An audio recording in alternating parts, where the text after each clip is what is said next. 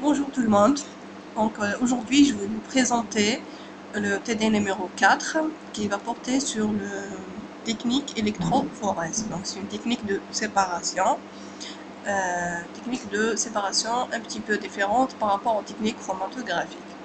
Donc, cette série TD est constituée de 3 exercices. Commençons par le premier exercice. Donc, pour l'énoncé, on commence. On aimerait déterminer la masse moléculaire d'une protéine sur gel de polyacrylamide. Donc, gel de polyacrylamide. Donc, pour la séparation, elle va se faire sur un gel de polyacrylamide. Donc, c'est quoi le rôle du gel de polyacrylamide? En présence de ce type de gel, la séparation va se faire suivant la masse moléculaire des substances à séparer et non pas selon la charge électrique. Et en présence de SDS-page. SDS, c'est quoi le SDS? Donc, c'est une molécule. Son rôle, c'est de rompre les liaisons. Donc, conserver. Pardon.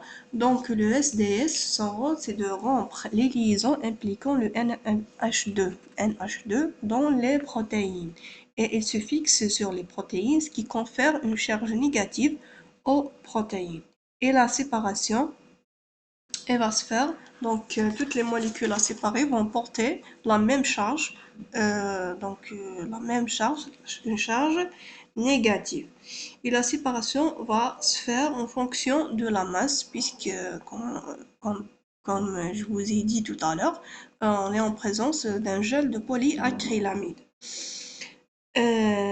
Oui, donc la méthode employée est une électrophorèse sur mini-gel de polyacrylamide en présence d'eau sulfate de sodium.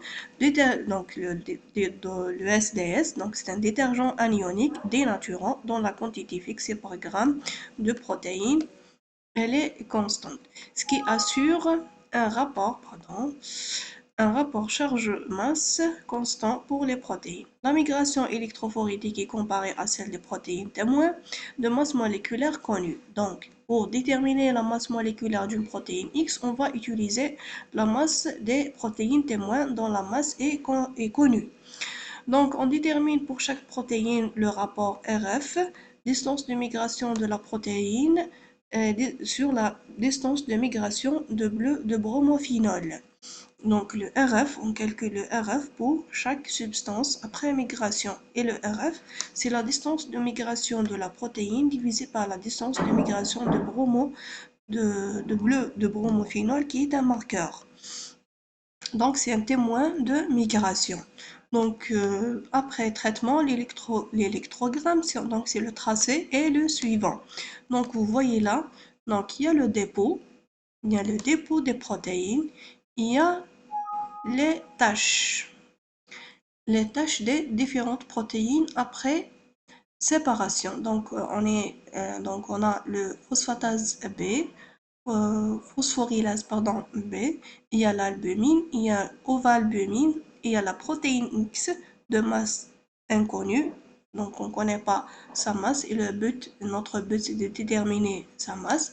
Il y a l'anhydrase carbonique, il y a l'inhibiteur de trypsine, alpha-lactalbumine et le bleu de bromophénol. Donc, le voilà, le bleu de bromophénol. Donc, c'est un témoin de séparation et qu'on utilise pour déterminer le RF des différentes protéines. Donc, pour calculer le RF, à chaque fois, on va calculer la distance de migration pour chaque protéine et on la divise par la distance de migration de bleu de bromophénol.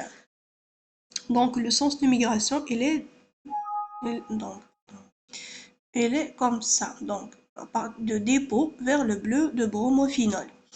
Donc, en données, vous avez les noms des protéines et la masse moléculaire. Donc, c'est donné la masse moléculaire de chaque protéine.